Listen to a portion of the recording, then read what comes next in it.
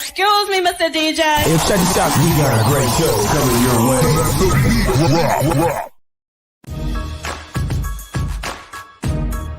From the ECSI Sports Studios, it's the Midday Market Report with Jeff Dawson.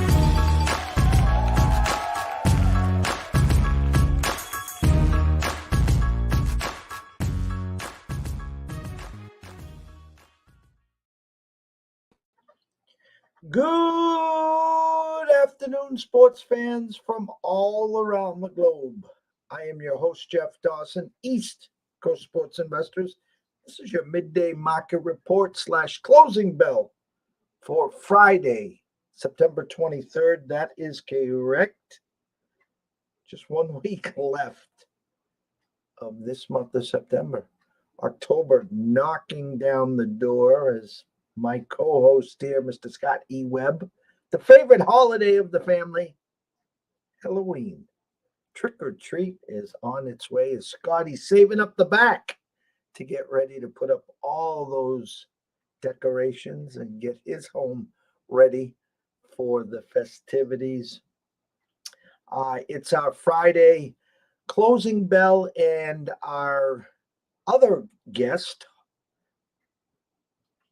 Mr. Lucky, Mr. Follow Fade, I should say, where we talk NFL week 3 this week. And of course, we close with the CIRCA contest, where I think Mr. Lucky's doing pretty good. I think he's 8-2, if I'm not mistaken. We'll get it from him.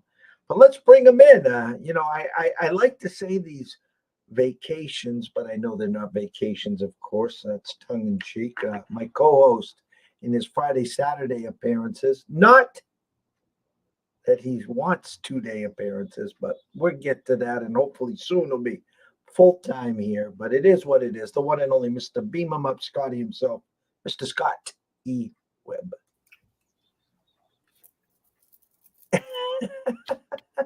Afternoon, Scotty.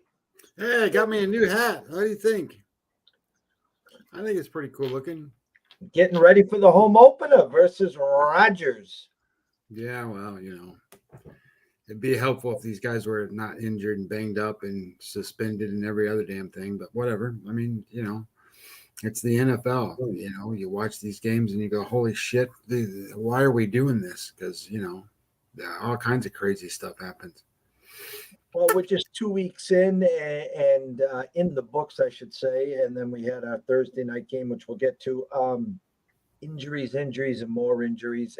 And the way these guys practice nowadays, I mean, listen, I'm not even talking just on gambling or investing, as we like to say, in the games itself, but from a fantasy football perspective, you get the first inkling of news on Wednesday, then it's Thursday, and then did he or did he not practice on Friday? That is the day. And then, of course, now Saturday and Saturday night, Mr. Shefty comes out with the inactives instead of waiting till 11:15, 11:30 on Sunday and breaking about an hour before our show started.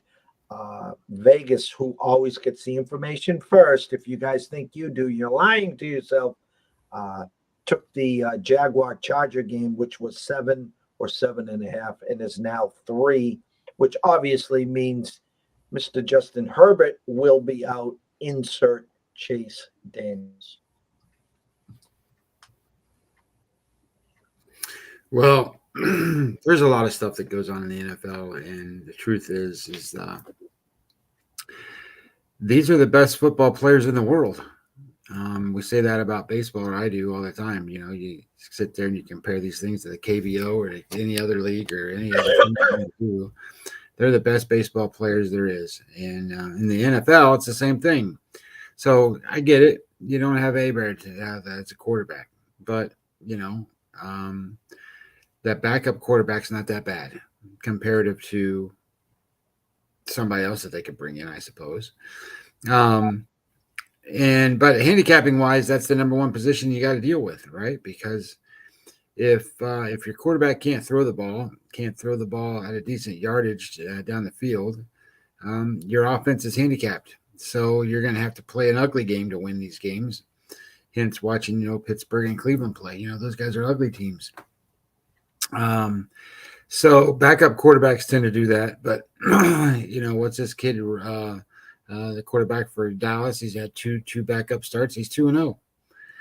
So you never know. I mean, Chase Daniel's been around a while. He's started a few games, and that's what he's there for. He's there to hold you over for one time, and then the kid comes back and plays again. So, but I think the Chargers are a team that needs Abear,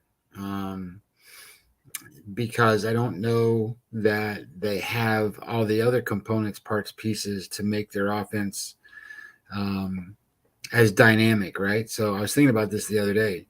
If you took Josh Allen and you said, "Hey, look, let's take Josh Allen," and you can almost put him on any team, how many points better was that other team going to be right now? Because in theory, he's the best quarterback in the league.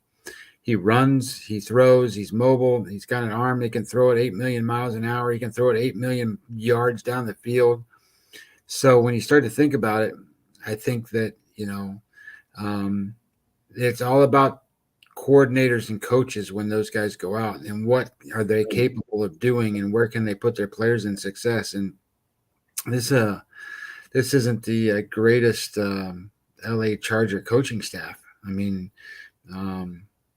it wasn't too long ago when Lynn was there, everybody was like wanting to chop his head off. And, last year, new coach comes in and it does better.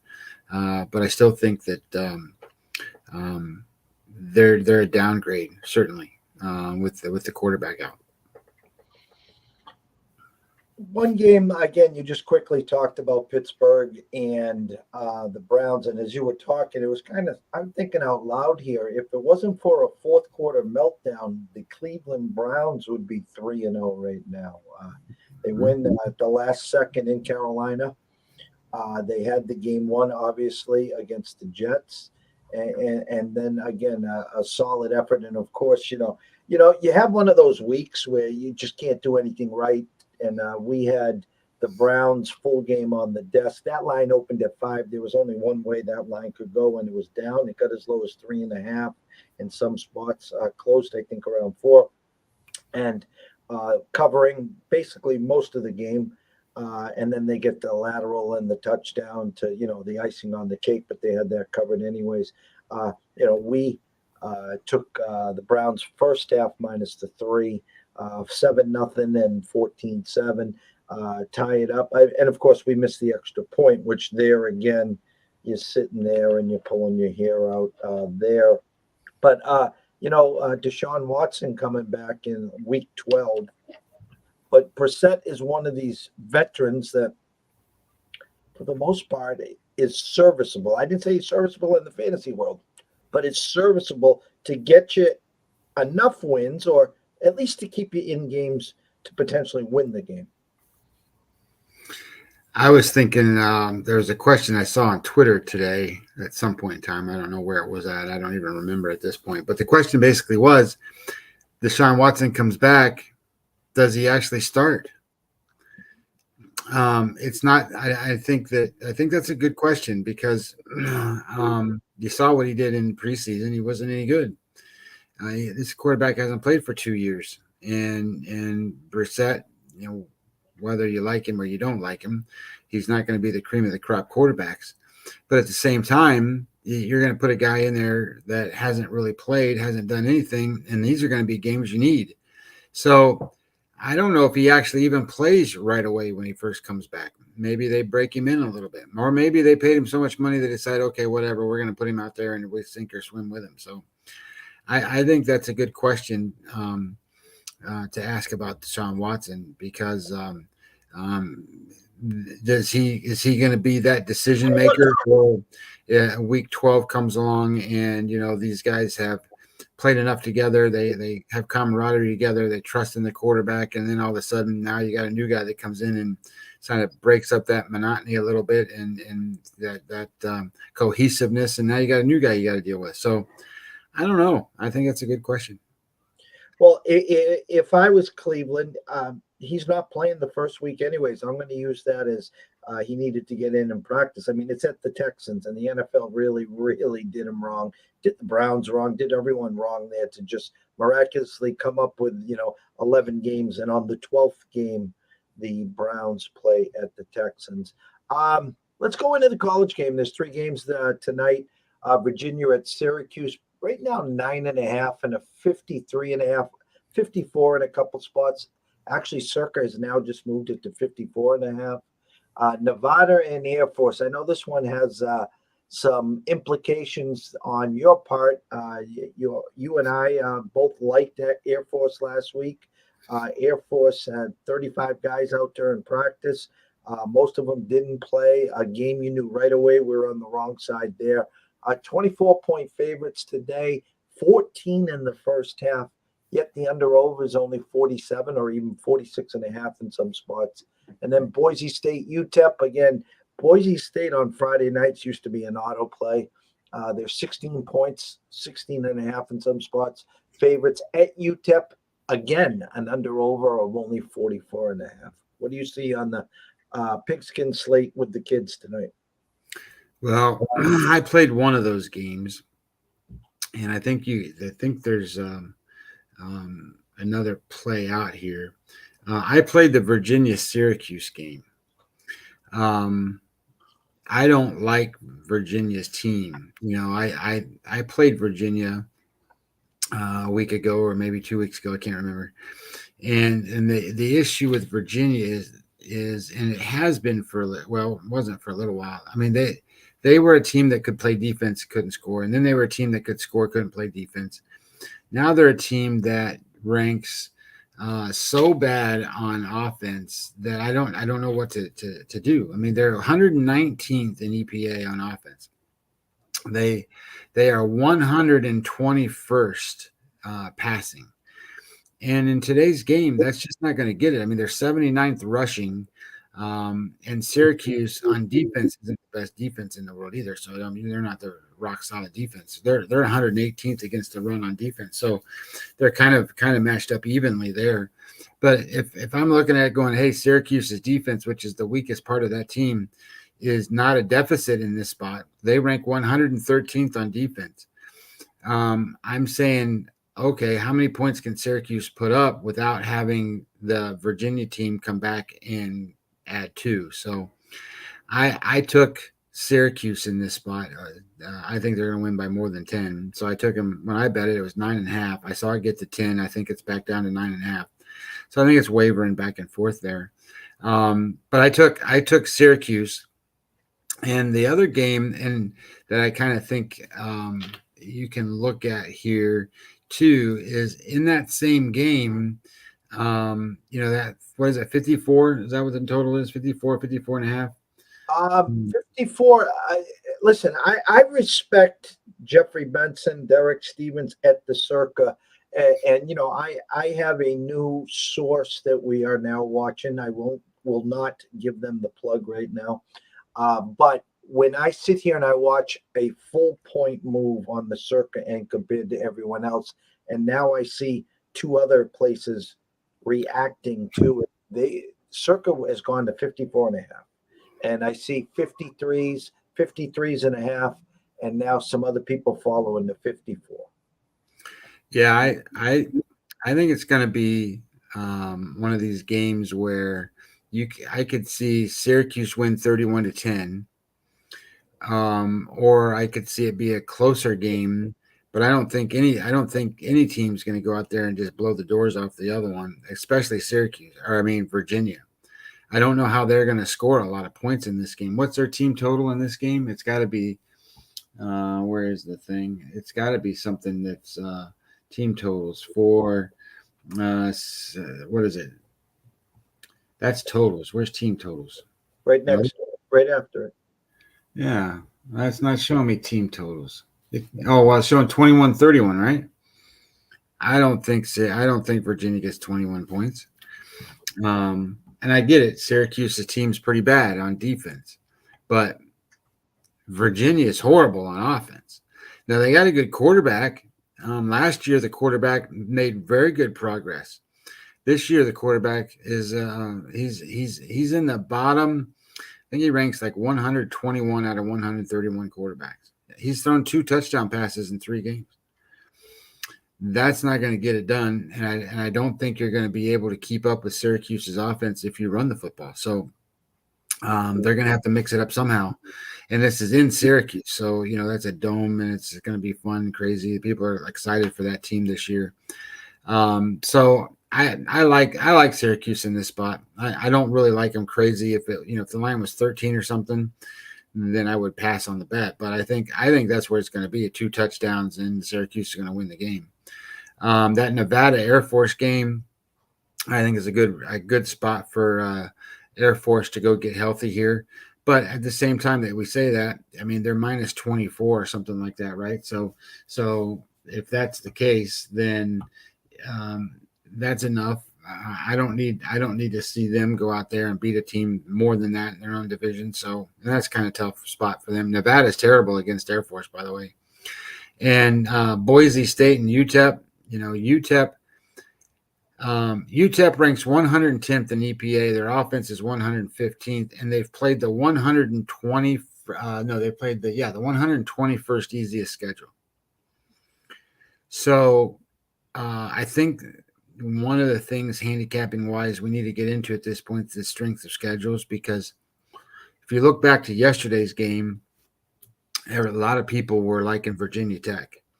And if you do data numbers and numbers crunching and stuff like I do, they pointed toward Virginia Tech. The problem is Virginia Tech's strength of schedule was 75th in the country, which is, worse than middle. And West Virginia had played the 23rd toughest schedule. So they played some people. And it showed last night that they played some people. They were better prepared, and I think that that matters. So again, looking at Syracuse's game, Virginia's played the 86th easiest schedule, and what Syracuse has played the 33rd toughest. So I think that bodes well for them, and their offense ranks 7th in the country, and that's against pretty good quality opponents. And then Boise State has played the 66th toughest schedule against the team that's played the 121st. I think Boise State covers that 15 or 16 pretty easily. And Brad Howe made that a point that he doesn't think enough people talk about the strength of schedule, and he brought that up, the fact that everyone just overlooking the West Virginia Pitt game to start the year, and West Virginia was in it for 3.5 quarters, and they're just, that was a great point there, Scotty. So hats off there. MLB, 2 guys chasing history, 2 guys that both bat from the right side, 2 guys facing lefties today. Albert Pujols facing Haney, and Aaron Judge facing Rich Hill. Kind of comically, bottom of the 9th, chance to walk it off, and the cameraman and the announcer did wonders, as that ball was probably about to hit the Empire State Building or the Statue of Liberty and ends up right at the wall and at the track.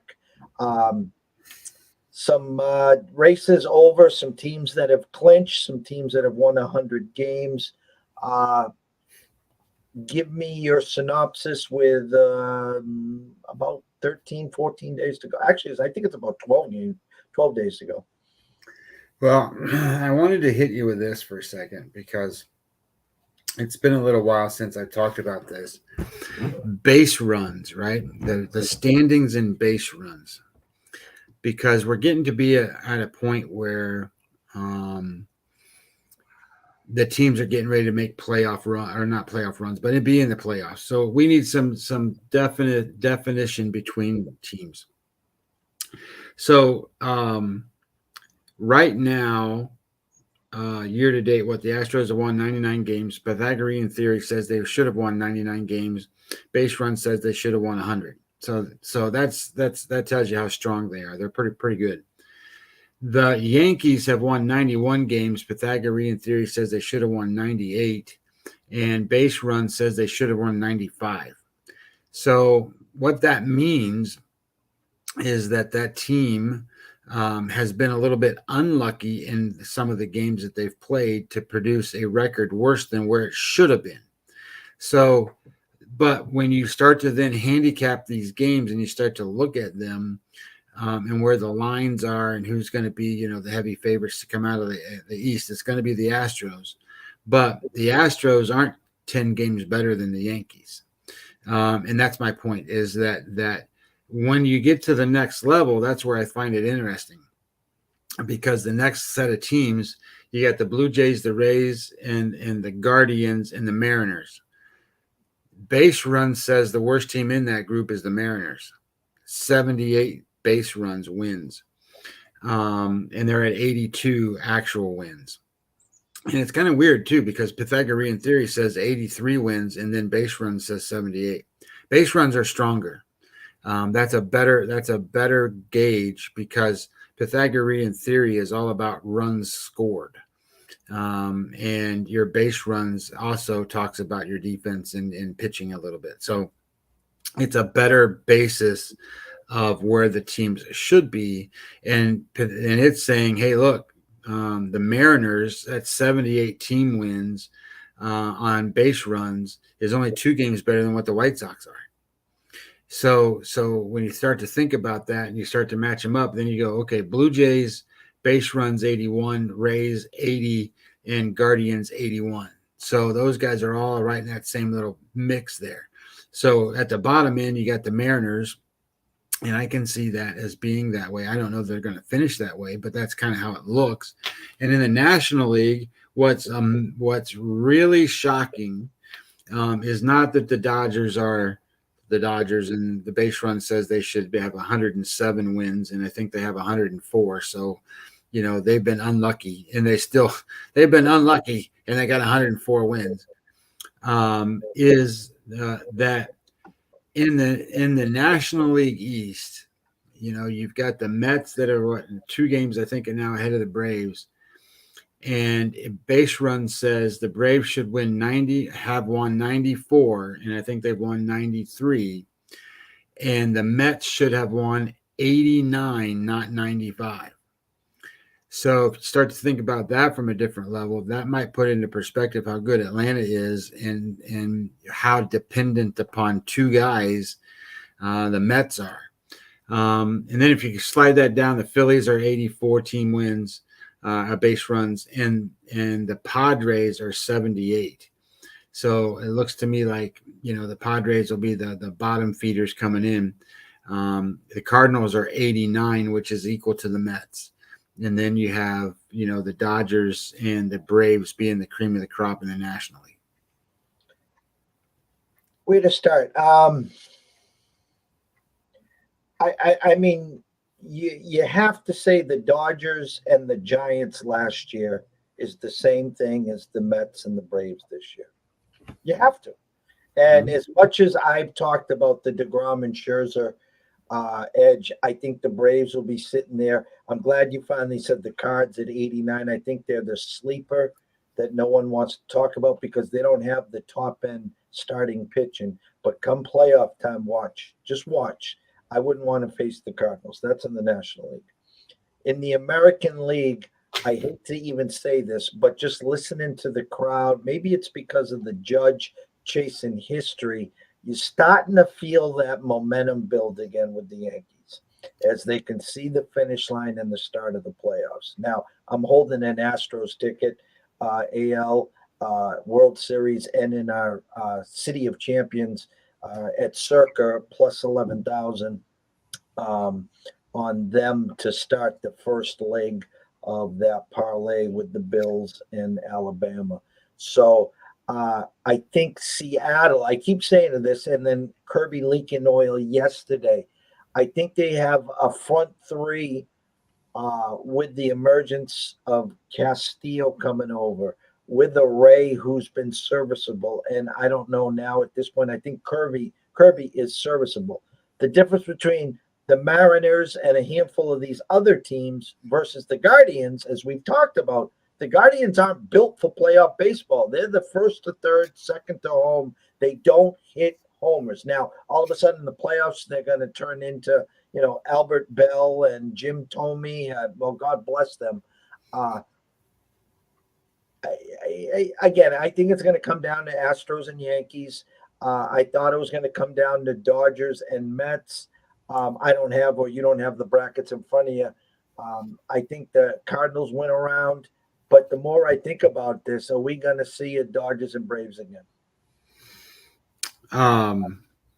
Maybe. I mean, I think that the way I got the brackets in front of me right now. So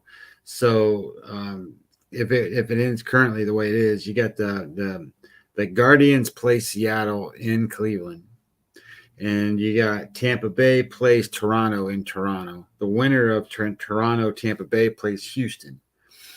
And then you've got the winner of obviously Cleveland and Seattle plays the Yankees, and then the winner of that series plays each other. So the edges are going to be there for both Houston and New York in those spots. And it was, if you're a Yankee backer, it was good to see Severino back on the mound because they needed some pitching. So that's not a bad thing for them. In the National League, you got the Phillies and the Cardinals matching up together.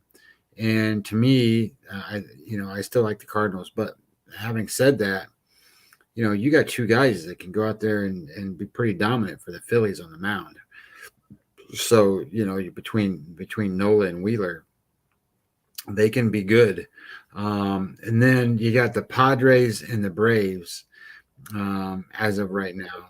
And then the winner. So this is where the Braves get hosed. So the winner of the Padres and the Braves will play the Dodgers. The winner of the Phillies and the Cardinals play the Mets. As of today, maybe that changes around a little bit down the road here, and maybe it gets seeding a little differently. But I think that's big. That's big for the Mets in a sense that, and bad for Atlanta, that they would have to go play the Braves right then and before they could even get out of the next series. So. Well, you know what I'm going to do? I'm going to save any bit. Do you have any baseball plays today? No, honestly, this is the time of year where unless something really is like something that I can't pass up, I'll pass up almost anything. Most of the games don't matter anymore. Most of the teams that are playing are just playing out the rest of the season in the game. So I don't want to say they're exhibition games because they're not, but they are spots where, sometimes the data points don't match up anymore because the effort's not there, if that makes sense. So I like to pass on these and really play more football. And then once we get closer to playoff baseball, jump in. All right. Well, it's that time. It's that time of the week 3, from a good friend of ours, Mr. Lucky at Follow Fade. If you are not following him, please do. Let's bring him in. He's been anxiously waiting in the studio. So let's bring in the one and only Mr. Lucky. Happy Friday, my friends. Hello, sir. How are you guys doing today? We're doing great. How about yourself, sir? Well, I'm trying out for the Chargers on Sunday in about 2 hours. Me and Phil Rivers. Well, it's funny because we're going to get to that. You got a free bingo square. It's going to kind of interesting your thoughts and what your trio thinks. I mean, I'm looking at the card right now, and it's 7. And so the line has now been adjusted to 3 or 3.5, depending upon your shopping.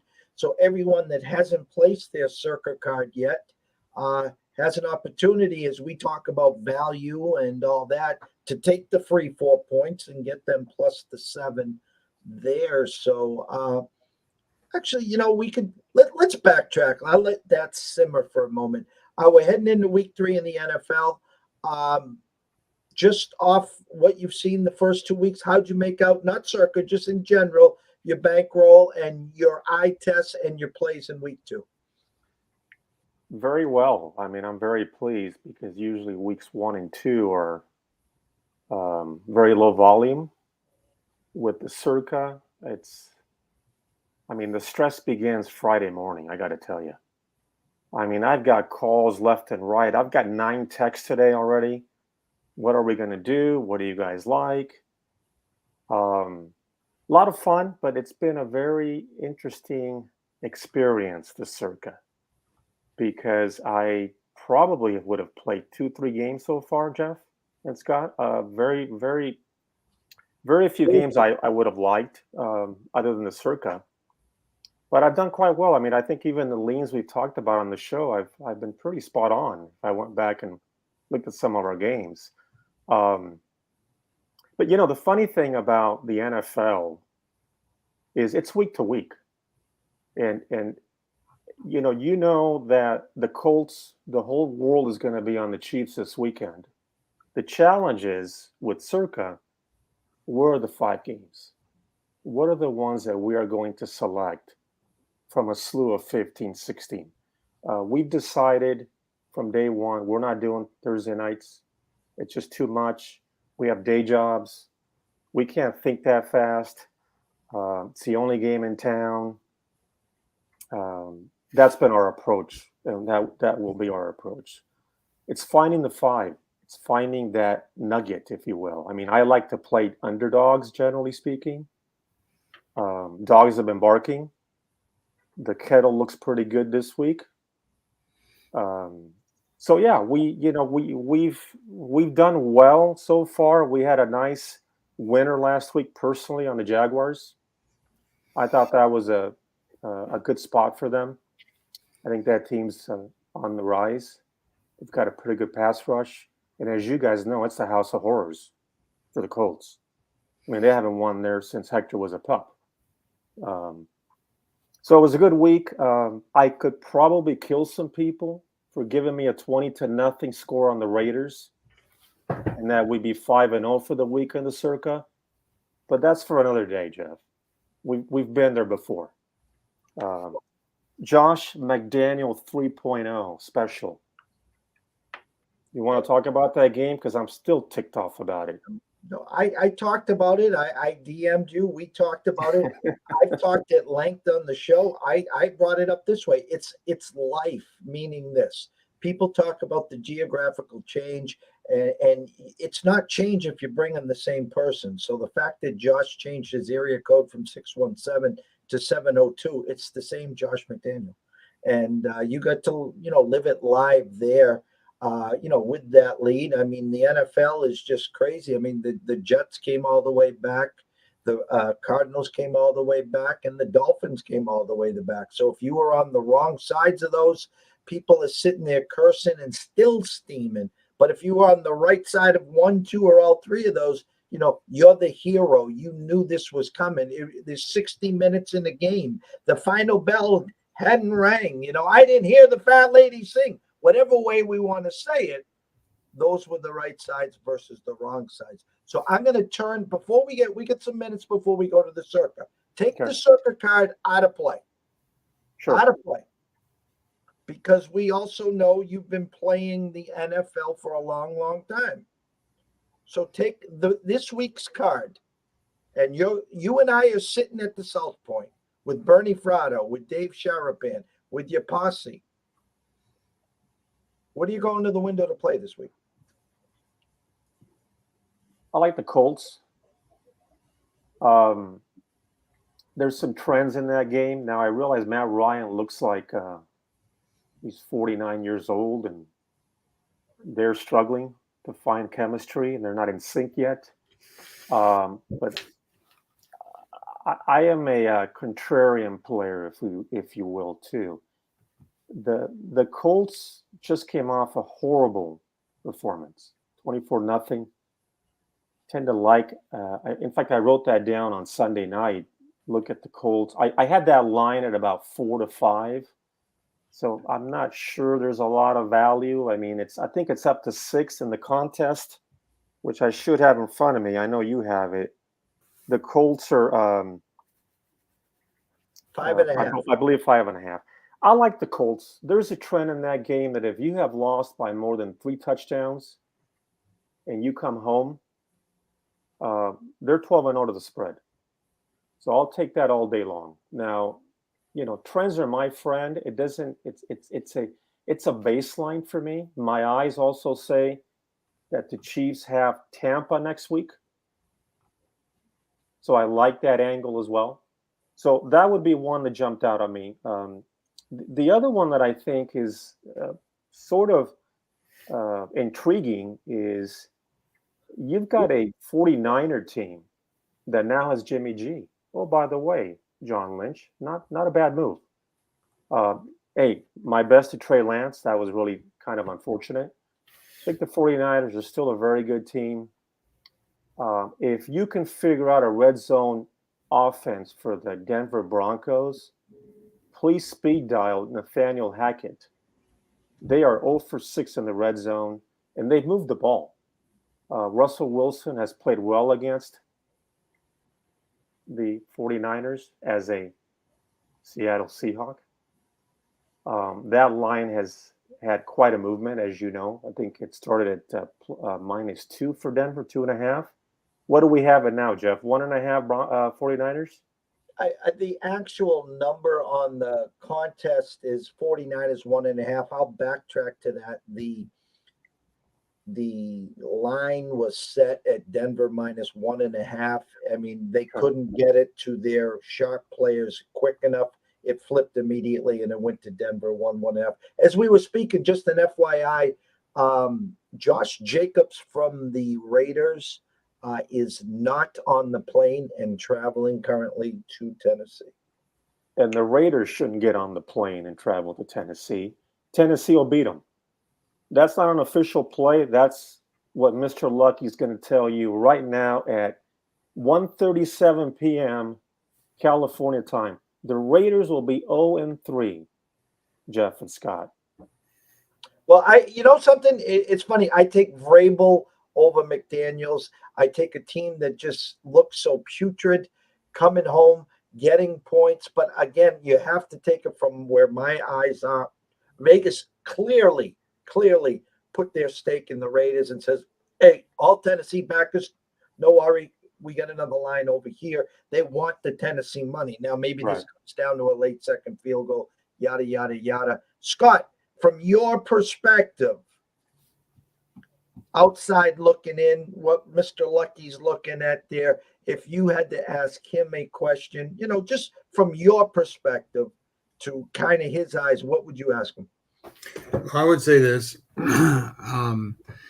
This board this week looks like a Joe's versus Pros board in the betting action, right? So, for example, we've got the Bills getting 72% of the tickets, the Dolphins getting 57% of the money. So that's one game. You've got where's the other ones? There's we've got I just had like 3 or 4 of them. The Texans, for example, they're getting 69% of the money. 51% of the tickets are on the Bears. There's several spots here, and I think there's, for example, the Buffalo. I just said the Bills and the Dolphins, right? We talked about that one. There's another one in here too that has some of those spots, and I think, and with this being week 3, and where you have the value is to where is the value to follow where the money's going, or is the value to say, hey, let's bet opposite what the ticket count is, or how do you look at that? I look at it at what my eyes say as far as systems I use and the spot of the team. I mean, I have 2 or 3 caveats I've been doing for many, many years now. And one is I look at a team that's lost at home. That's the one angle of the Raiders where I think Vegas is making a statement. They're going to favor the Raiders. But what the eyes see for most people is you've got the Titans team that got blown out. I mean, that game even close? I mean, Josh Allen probably could have taken the rest of the half off, and they would have still covered. Yeah, and everybody, but not to interject, but we're talking about the 85 Bears here or the 2007 Patriots here. I mean, this Bills is at a whole nother level right Right. Yeah, they're what are they? Plus 400 to win the Super Bowl already. Everybody's lining up tickets. now. No, they're down to about plus 250. Plus 250. So Scott, I would say that I sort of look at um, my system of who lost at home, who's going on the road, who lost at home last week, who's at home this week, um, who's playing better, who's the better defense, who's the better quarterback. I, I don't. I'm not one of these paralysis by analysis. I mean, I tend to. What is Vegas telling me with the line? Okay, now there's a very strong thought process out there that the Eagles look fantastic on Monday night, which they did. Kirk Cousins was bad, made some mistakes. I was dead wrong on that game, by the way. My cohorts, we did a very good job last week to come up with our winners because they were very high on the Eagles. I was not. So part of me is saying the Lions are offensively very, very good. They are now going to Minnesota. Minnesota can't cover. Minnesota lost by 17, and it could have been even worse. The Eagles, I don't believe, scored in the second half in that game. So I take what I saw last week and I almost throw it out the window unless the line makes sense. Because the Vikings are typically a very good team at home off a loss. The Lions have not proven to me that they are still legit. They're 2-0 against the spread. One was a backdoor cover against the Eagles. The other one was a very good first half against Washington. They let Washington back in the game. Neither were on my card. So do I like do I like that game this week? No, I don't, because the Vikings are off a loss. So I look at each game, I break down each game, and I have all kinds of notes, all kinds of little things that I use, and I say, okay, the Bills and the Miami Dolphins, for example. The Bills are a moving train. We know that. Our friend Ron, mentioned that to me on Twitter. He was absolutely right. You can't get in front of a moving train. But Miami, they're pretty good at home. They're, in fact, I believe they're 9 of their last 12 covering. But the Bills have won 7 in a row. So that's telling me that's a pass. So I break down each game that way. I look at every game and I say, which of these games am I throwing out to the trash can? Jaguars and Chargers. I don't like that game anyway, because it's the Marco D'Angelo thought process. It's the injured player theory. We have no Herbert. Doesn't look like he's going to play. Everybody's going to jump to the Jaguars, right? Chargers are at home. Chargers are going to come to play. Chargers are the better team. CIRCA is, they're baiting us to take the Jaguars. CIRCA contest is separate. Obviously, the spread doesn't reflect the injury. It's a stale line, right? So that game, I'm not even considering. The Packers in Tampa, I don't like that game. Either team can win. Scott made a great point last week. When do you go against the Bucs? When you expect them to win, maybe play against them. I think this is the week you might play against them, but they have Kansas City next week at home. So that to me is a stay away game. Their defense is really good. Do you trust the Packer offense? I don't. If they run the ball, maybe it'll open up the game for the wide receivers. But to me, that's a toss up. Falcons, Seahawks, who cares? Rams, Cardinals, I have no idea. I mean, the Rams 23 lead last week. Thank God that was not in our card. I would have gone ballistic there. 23 lead. Next thing you know, it's 28-25. I believe it was 31-25. And Atlanta had the ball. So how does that happen? Now they go to Arizona. Arizona's off a big comeback. So that's a game I don't like. Cowboys and Giants. Cowboys played great last week. That was the Ricky Roma special. Remember, Jeff Dawson, I said everybody was going to take the Bengals, contrarian play. Pretty easy win. Cowboys, they're playing, they're playing at the Giants. The Giants have won 2 games. If I told you that the Giants have lost 6 straight on Monday Night Football, what would you say to that? So I break it down. I look at the box score. I look at, how the teams played, but I also look at the role of the team. There are teams that are not very good in certain roles. That's what I did not like about the Raiders last week. No regrets. We agreed, the three of us. That was one of our consensus plays. But again, it's that role. They're not a good home favorite. It's almost difficult to explain because sometimes I throw out what the statistics say and I just say to myself, how does that team play in that role? The Colts are awful right now. But the Colts are 12-0 against the spread off a 3-touchdown loss. That to me is a trend I have got to look at because that's a game where if I want to get ahead here in the CIRCA, I've got to take a chance or two. I've got to find that little nugget. That's one of the things that I love about doing this contest.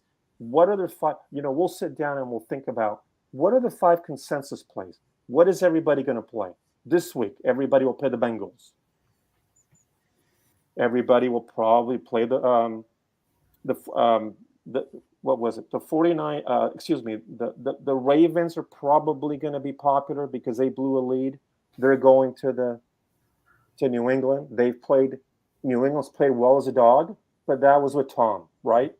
That's not this New England team.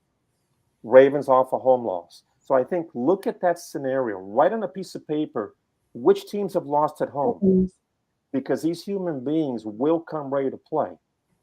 I think a professional will be embarrassed at times, so that's an angle I like. So we've got right now, Jeff, and it was one of these weeks I didn't really look at the card very much due to my personal travels and work, but I've got 1, 2, 3. I've got 7 games we will consider for the card. I've got several trends I can share with everyone. Bills have won 7 straight against the Dolphins by an average of 19 points. Thanks for playing. I'm not touching that game. Dolphins are 6-1 last 7 at home. Dolphins secondary, I don't know. I mean, it was 28-7, right? I believe that's what the score was. The Bills, they're banged up. I think their safety's out on Sunday. Houston's kind of getting some play out in the Twitter world. Not sure why. They're not a good team. They're on their back-to-back road game. Bears are awful, but why play that game? Patriots are 10-3 as a home dog, Jeff. But again, a lot of that is Tom. I believe in Bill. This one is intriguing to me. I'd like to get a take from both of you on this one. Eagles at Washington. I kind of like the dog there. What do you guys feel about that game? I mean, the Eagles. Now, don't forget what have I always said here. People remember recency bias. Yeah. And they saw this Eagles train going up and down. They saw Slay looking like Revis Island, a Commanders team that didn't show up for the first half in Detroit, make a rally. Ron Rivera, a couple questionable decisions there on a 2-point when to go, when not to go. Wentz just too inconsistent. Home opener, the whole world was on Jacksonville. Washington, I thought for the most part played pretty well there. Anytime people can get an Eagles team offensively looks pretty damn good, less than a touchdown. If I was to play and I had to play this game, I would play the Commanders. Yeah, Eagles are 1-7-1 as a favorite of 3 to 10 points. Scott, how do you see that game? And I'd like to get your take also on the Bucks and the Packers. So, what if I told you that now this week? I don't know what the odds tell you, but what if you were to take the Philadelphia Eagles to win the NFC, what would that pay you? What's the odds on the Eagles to win the NFC?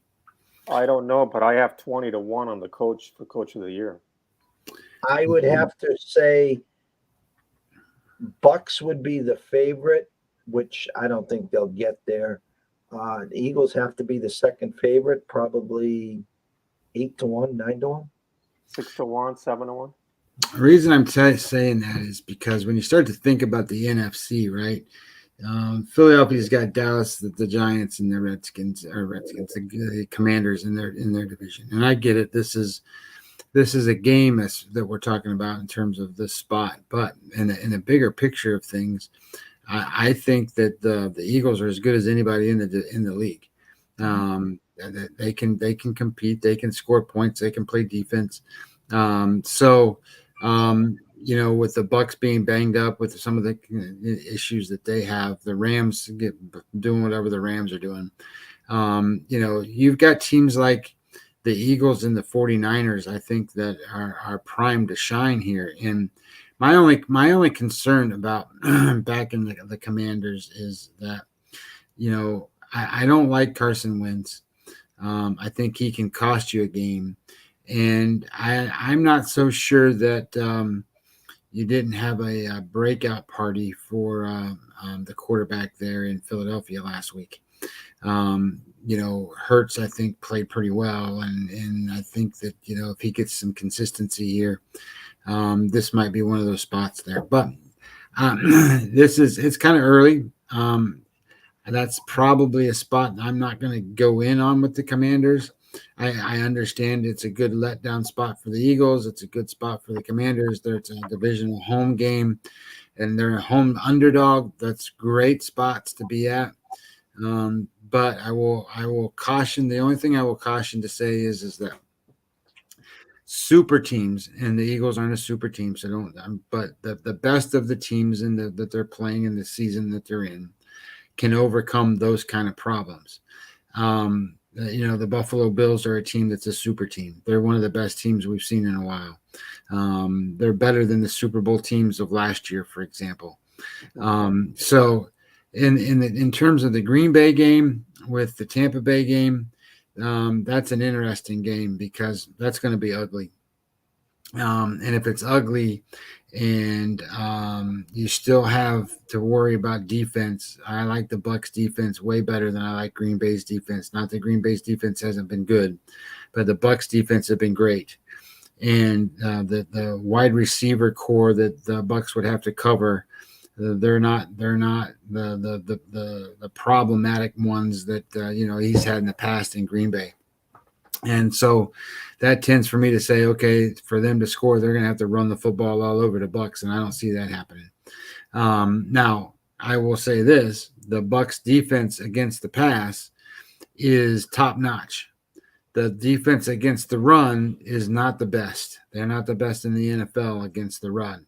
So the Packers maybe can move the ball some. And then on the other side, I get it that, Mike Evans not going to be there, that kind of stuff. But there is familiarity with the wideouts that he does have. He does have his running back stable there.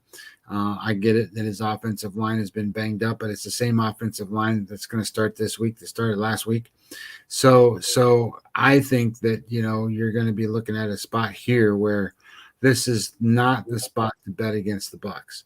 In fact, I think this is probably a spot you want to bet on the Bucs, especially as the line's gone from -3 to -2 to -1. And I even saw Pick'em out there now. So, the money's coming in on Green Bay. And I just think this is probably a better spot for the Bucs than it is for Green Bay. If I understand everything you said there, I do. I also can tell you that looking from my eyes and perspective, I shook my head week one. Why are you 2.5-point favorites at Dallas? But I finally woke up and said, it's the right side. Then last week you were 2.5-point favorites at the Saints, which we know is Brady's house of horrors. And the whole world was on the Saints. The whole world was on the Saints. And, kind of muscled your way through the first half. Then Jameis became Jameis. Your defense won the game. And Now your home opener, in comes Tom at 45. Who cares about his personal life? Yada, yada, yada. Fire the cannons. I mean, the crowd's going to be going crazy, yet you only open 2-point favorites to a Devontae-less Aaron Rodgers, who's the same boat as Tom. In other words, who the hell's he going to throw to? I mean, Alan Lazard doesn't scare anyone. I mean, he's got two rookies with Watson and Dubs. It's their running game. It's going to be, can you stop the two-headed monster back there with Dylan and I'm drawing a blank. Jesus, on the second one. Jones, Dylan and Jones. Jones versus who's coming out. So as that line, and I look at his card, I don't want to bring it the card versus the real line, but again, the CIRCA card is comical because it's almost printed on Wednesday before the moves actually happen. They know where these games are going. So you can take the Bucks at a pick 'em right now. You can take the Seahawks at a pick 'em right now. I thought the Browns -4 was a standout, but again, as Lucky's finding out now, I am not putting my card in on Thursday, thank you, because I want to see what's going on Friday. Gave you a great example. Great example of this. On the card last week, I like Carolina at the Giants. Giants were I think 2-point chalk on the card. Probably 1.5. 1.5 or 2. Yeah, I don't recall. And we were fortunate that was not on our CIRCA because you know what happened. That game was steamed very late Saturday into Sunday morning, I believe, Jeff. I know you were watching that as well. It was a Giants game. The minute Carolina became favored, it was the Giants or pass. Even this week, why is that game now a pick-em?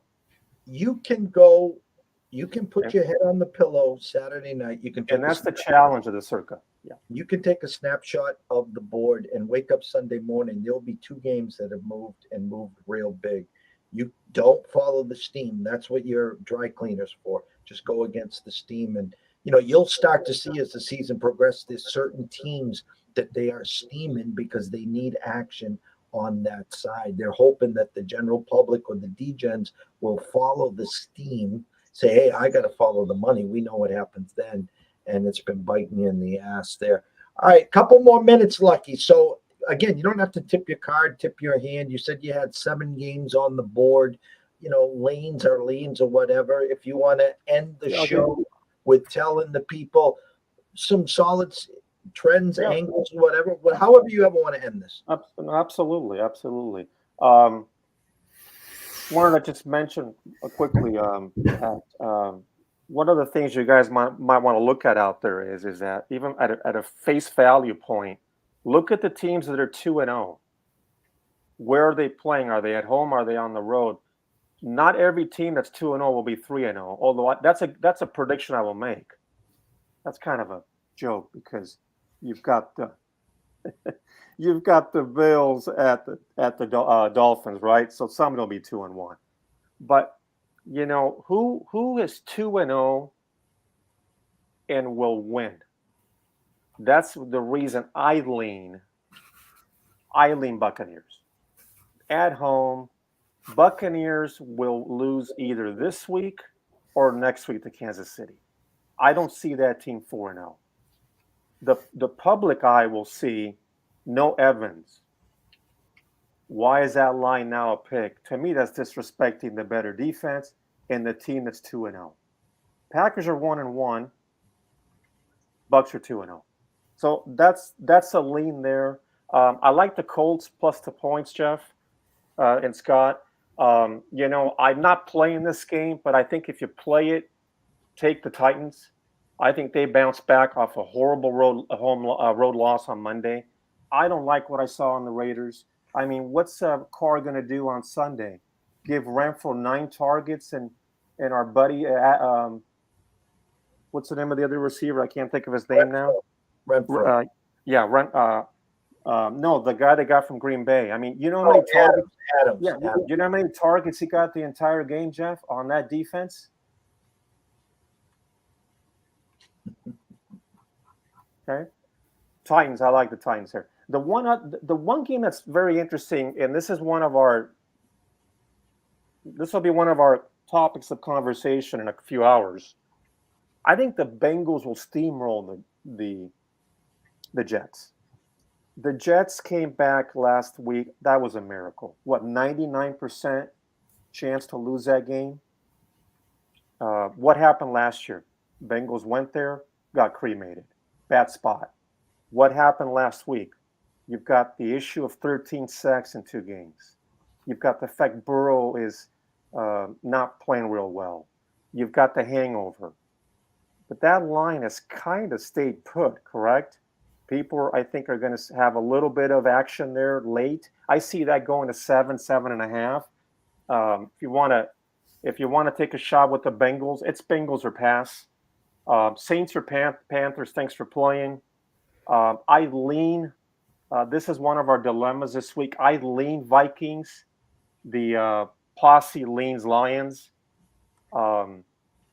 I lean Commanders. Very good point by Scott. I just think it's a division game. If the Commanders are going to bring it, this will be the spot, especially with the Eagles looking like $1 million on that Monday. Jaguars, Chargers. I mean, it's got to be Jags if Herbert doesn't play. Packers, Bucks. I lean Bucks. I think the Falcons, Seahawks. You can throw that one out in the Pacific Ocean. Who cares? Rams at Cardinals. Rams have covered 6 straight, I believe, in the series in Arizona. Arizona's awful to me. 49ers, I like the 49ers. I think the Denver team is out of sync. I think they will improve as the year goes along. Cowboys, Giants. I don't know. Cooper Rush. Giants are 2-0. It could be 3-0. By the way, I have a future on the Giants over win total. Giants win this week, Jeff. I'm looking decent. You look at their long-term schedule. So best bet, if we want to do a lean or a best bet, I'd say take the Colts plus the points against the Chiefs. That's sort of in a nutshell what we're looking at. If you've got 5 for me, please call me at 4. I'll Venmo you $100, Jeff. Well, I'll end this segment of the show this way. Tough week for me. I talked to myself in June, July, and August. Scott, you're going to like this one. I looked at the look-ahead lines, and I saw that the Bucks were 2.5-point favorites on both games. And I said to myself, the Bucks are going to start the year 1-1. So that means they're going to win in Dallas. I also thought that the Falcons were going to beat the Saints and that the Saints would come home 0-1 and then upset the Bucks. The reason I'm saying this is Mr. Lucky said that the Bucks won't go 4-0. They got the Chiefs next week, but we think they're going to go 3-1. Therefore, they're either going to win this week and lose to the Chiefs, or they're going to lose this week and beat the Chiefs. How about if I give you both a nugget? And we'll have this on record, and our producer is watching this. How about if I say the Bucks host the Chiefs next week, and they're both 2-1? How's that sound? Very possible. The look-ahead line in that game, by the way, is Kansas City -1. Kansas City -1 or +1? -1. -1 totals 48.5. I thought that would be a little higher. I thought around 2.5. And I also thought that 48.5 is obviously a Bucks number on the defensive side. And don't forget that the Chiefs opened up 4.5 at Arizona and closed 6.5. Can I share something real quick that I had as an asterisk here, and I wanted to kind of for the water cooler conversation. One of the things that you say all the time, Jeff, that I love and Pops used to tell me all the time, respect the opening number. Mm-hmm. Usually respect the opening number. Do you know what 27-5-1, based on my numbers, means in the NFL so far this year? 27-5-1. What does that mean? Sure. That to means the viewers. that for the viewers, 27-5-1 means that if you were looking and picked the winner of the game, that you would be 27-5-1 against the number. That is correct. My point being, as I tell my group, my two amigos and yours truly, and for the audience, it's conversation, right? Doesn't mean I'm right. It doesn't mean that there's a perfect scenario, because Vegas, what's the old line? There are no free lunches in Vegas, right? No. But if you can pick the winner, meaning ask yourself, what is most likely to happen? Start there. Then look at the line. Then look at the injuries. Then look at momentum. And as the season goes along, I think there are angles to profit from. Week 3 is a little tricky. Week 2, I think, is complete overreaction. But week 3, you've got 2-0 teams. How good are the Lions? How good are, how bad are the Raiders? How good are the Bills? How bad are the Patriots? Patriots to me are a phony 1-1, I believe. But the Ravens, how do you lose a 28-7 lead? So it'll be very interesting. The CIRCA is a killer, Jeff. What time are you available tonight so we can have a caucus here and discuss our 5 CIRCA teams? I'm always around. Scott's always around. The DMs are available. Mr. Lucky, It's Mr. a very good week. Very good week. Always a pleasure. We look forward to talking throughout the week, the weekend. You can get any one of us to talk picks. And we love all the work, all the trust that you put into ECSI. We can't thank you enough, sir. I'm getting better at this, I hope. And Jeff, my best to you, my friend. I hope everything is well. Love you, Scotty. I'm going to send you my money line parlay on Sunday morning, and it will not include the Raiders. Have a great weekend, Mr. Lucky. Thank you. Peace out to both of you. Audience, thank you. Good luck. Best of luck. Thank you. The one and only Mr. Follow Fade himself, Mr. Lucky. It's kind of funny when you want to. Everyone does this differently. You do it differently than I do it differently than you, Mr. Lucky, everyone here. And when you can maneuver aside to any which way you want to maneuver it. Okay. So I want to say this. The Patriots are a flawed or fraud 1-1.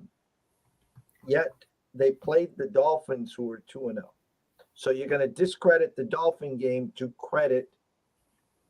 discredit the Dolphin loss. And of course, they played a bad Steelers team. You see what I'm saying? Now the Bills come into town versus the Dolphins. If the Dolphins were to upset them, we still wouldn't look at the Dolphins the same as we're looking at the Bills. I said 85 Bears. I said 2007 Patriots. This team is a wagon. Can they play like this the whole year? No, we know they can't. But until they do, we talk about the Dodgers. We talk about the Yankees when they were both rolling. What do we say? Don't get in front of that freight train. Who in the holy hell wants to get in front of the Bills freight train? You don't. And you shouldn't. You should ride the freight train until it falls apart, and then you go, okay, great, give it a wait, and then jump back on it when it gets rolling again. That's kind of how it works in this world. That is the business that we're in. But in the NFL, that stuff don't happen that much. These teams are so close and so competitive games, you forget that. Okay, well, we just talked about, I don't know, Air Force or somebody being 24-point favorites tonight. There ain't no 24-point favorites in the NFL now. These teams, you got the best of the teams being 3-point favorites and pick'ems and stuff like that. It's like that's how competitive it is.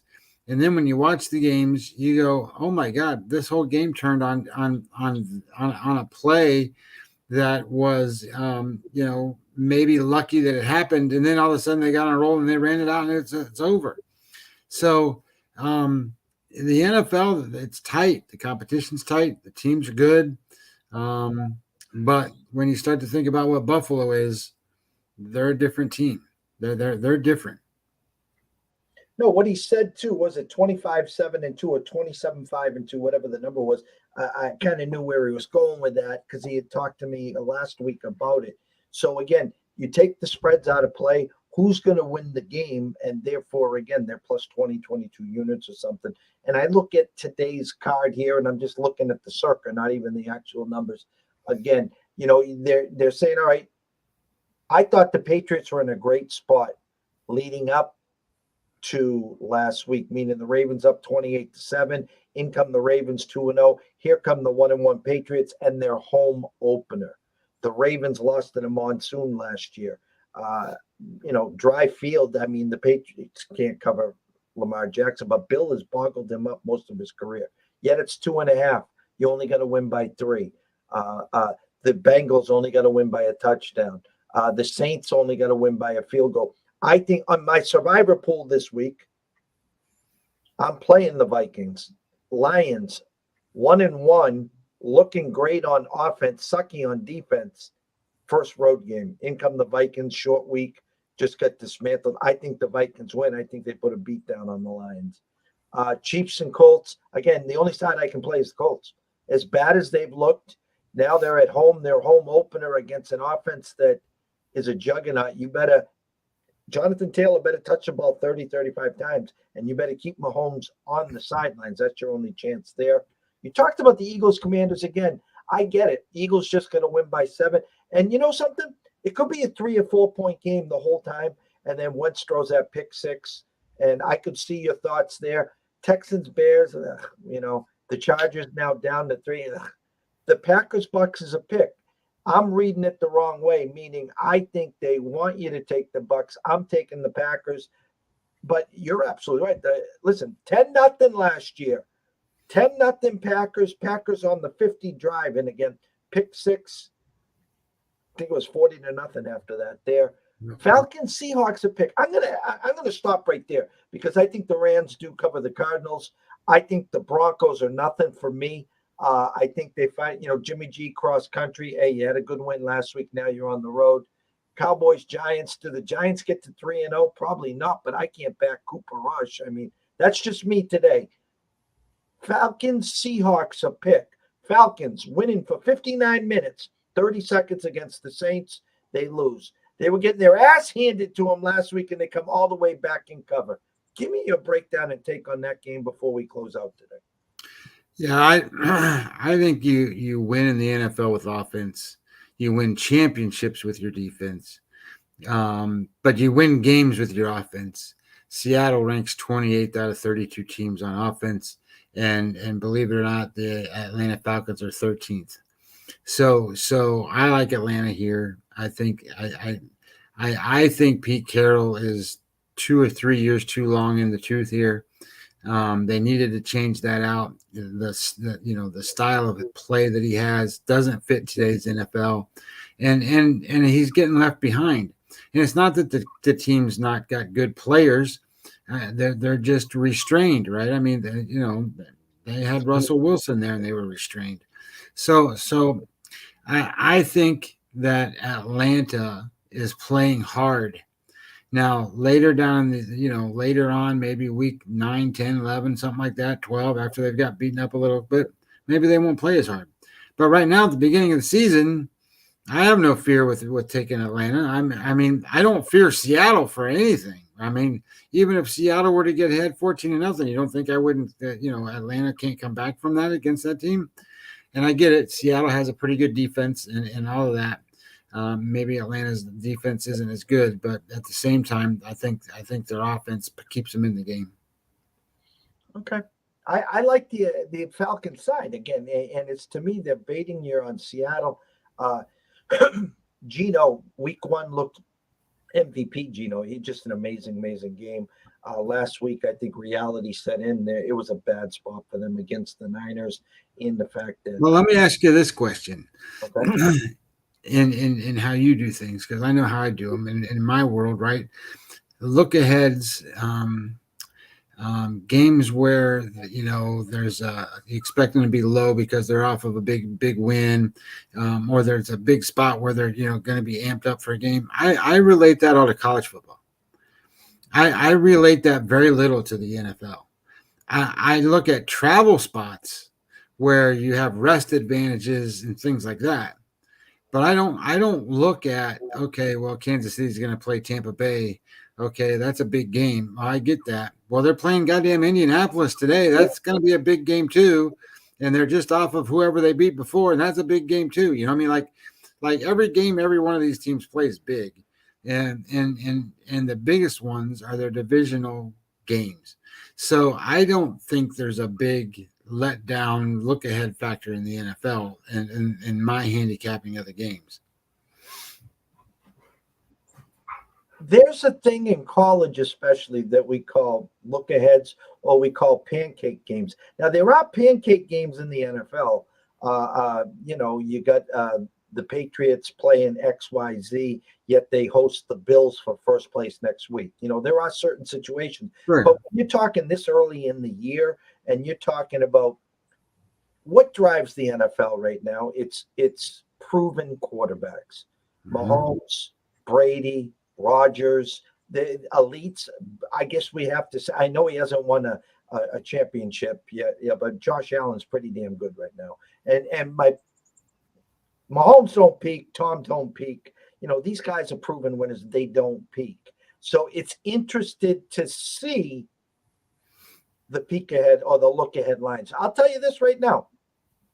The Bucs are going to get healthier next week. Evans will be back off of the suspension. We're assuming Godwin will probably be back. They're going to get healthier. If the Chiefs get blown out by the Colts and the Bucs are getting healthier, do Vegas set the line at Bucs -1 because they're healthier, or do they set the line Chiefs -2.5 because they don't expect them to lose 2 in a row? Yeah, well, I mean, that's the whole thing. My handicapping strategy doesn't involve that much. I'm a numbers guy. I'm looking at that kind of stuff, but I do want to look at some of the situational matchups right there. I call it situational, where you have travel advantages, rest advantages, that kind of stuff, and maybe because it's a rivalry game, some motivation in a motivation game where the Saints are playing the Bucs or something like that. But at the same time, I really think that falls into what I do in college football, but not nearly as much. Like, Mr. Lucky was talking about a couple of these look ahead spots. I don't think the NFL players and the coaches and teams do that. I think they are strictly week to week to week, and here's the game plan. This is what we're doing. And I get it. There's certain spots where that might be the case, but the majority of the spots, I don't think that's the case. I'm smiling here because when we were doing the college breakdown, someone came into CIRCA and they must have dropped a pretty big bag on the over. That he jumped at a full point to 54.5. It's juiced under, but 54 being the key number there. Well, I think the guy came back and must have dropped a little bag on Virginia, because that's now down to 9. So it's interesting to follow this shit, especially like CIRCA. Listen, a lot of these guys just move the numbers when everyone else moves them. I know Jeff very, very well, and he moves them when he has to move them on necessity. Like the bags are coming, or someone on the app dropped 100,000 on this side. So good stuff. It's so good to have you back. We could talk for hours. We're gonna do plan on 10:30, give or take some time. Tomorrow morning, we'll get that morning show up for everyone here. Baseball guys, like I said, pool host Ian Judge, both facing lefties. If you want to hit the home run prop there, you can. I know we had Judge the other day versus a lefty, and he was plus 180. All Red Sox fans, unfortunately, it is on Amazon. So you got to go over to Amazon to watch that game, and Pool Host will be on later. Scott, last but not least, closing thoughts. Well, don't count baseball out yet, guys. It's been a fun season so far. I know we're getting into big football, and I'm talking a lot of football. That doesn't mean I'm not watching the baseball games. That doesn't mean I'm not kind of looking at stuff and kind of evaluating these teams as they go into the playoffs. Because, playoffs will be fun because you're going to be betting series, you're going to be betting games, you're going to be betting all kind of crap. And you'll have that going on. Plus, you'll have the football. And then all of a sudden, in the next couple of weeks, you'll have hockey and basketball too. By the way, Mr. Bill gives his regards. He says hello. He hopes that you're doing very, very well. He, I took this as a compliment, by the way. He's been sending an email here and there. And if you listen to Mr. Bill, we all love you here. He calls you Mr. Salty. So I kind of like that. I was like, I like that. So he's been checking in. He's hot and heavy into the college stuff. He's doing some stuff on his own or with some other people, but he wanted to give the regards. And also to Riley, Mr. Bill says hello. So again, it's Friday, guys. It's Fade the Public. Don't be the pizza guy. And you guys know what that means. Don't get caught up in the quicksand tonight. Run into your local watering hole or your casino or sports book, betting on the early games, telling the wife you're bringing home pizza, and then you're chasing the late games. And next thing you know, you come home with the cold pizza, the pillow, the blanket, and you're on the couch at 11:30. So myself and Scott will be back tomorrow morning while game day's going on to get you set up for football throughout the day and night. On Sunday morning, Riley will be back, Southside Riley, to catch everyone up to the NFL on the injuries, who's playing, who's not playing. Again, as we were on the air, Josh Jacobs did not leave the building with the Raiders, heading to Tennessee there. And Justin Herbert, per Vegas, they moved the line from 7.5 down to 3. So if he's in your fantasy lineup, you better go find a second quarterback. Or if you got big cojones, Chase Daniels will be starting there. From myself, Jeff Dawson at EC Sports Invest, from the one and only Beam 'em Up Scotty at Scotty Webby 20 MLB. We wish everyone a blessed evening. The weekend is here. Have some fun. Pay your bills, meaning don't cash the check at the casino and the sports book. And we will see you tomorrow.